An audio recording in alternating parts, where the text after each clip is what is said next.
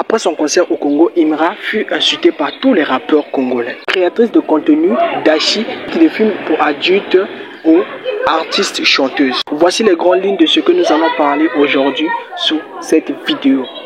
Restez jusqu'à la fin, on commence.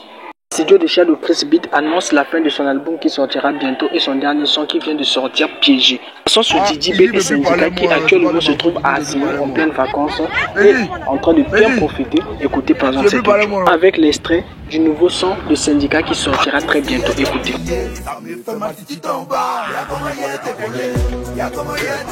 C'est un son qui verra bientôt le jour. Continuons avec Hakim Peya vient de réaliser leur rêve en faisant un concert à Paris. Regardez les extraits d'images.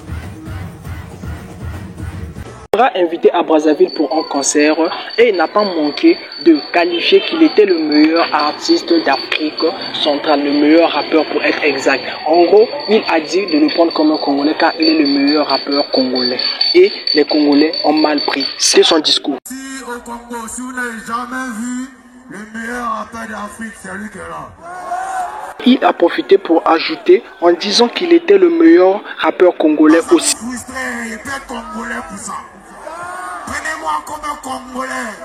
Demander aux Congolais de le prendre comme un Congolais, de ne pas être frustré, ça c'était au palais de congrès de Congo-Brazzaville. Donc devant d'autres rappeurs qui ont eu à prester, avant lui. Naturellement, cela ne pouvait pas passer inaperçu car les rappeurs congolais ont vu ça comme une injure, donc ils ont décidé de répondre, notamment comme un rappeur appelé Nick Sosa. Lui s'auto-proclame comme le rappeur ou plutôt le seigneur des rappeurs congolais. Il n'a pas manqué à faire des posts sur ses différents réseaux à la veille de cet événement et il n'a pas manqué de faire sortir un distrait qui prépare un son qui sortira bientôt là où on entend bien là où il clash Imra en disant qu'il achète des vues. Dans cet injure, il décide de faire un stade dans son pays et sans compter qu'il n'y avait pas que lui, il y a aussi d'autres artistes comme ce petit là.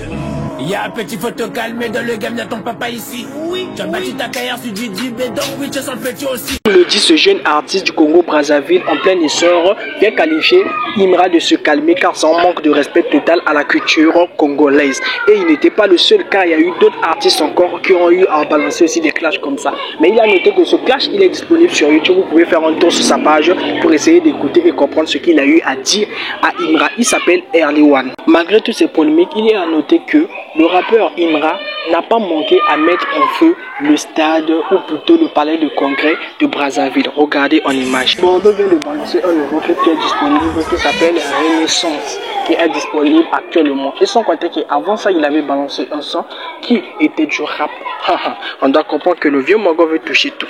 Parlons du sujet qui nous concerne, Dashi, qui a quitté le film pour adultes, de créatrice de films pour adultes à artiste, chanteuse, musicien congolaise. Ou bien on sait pas.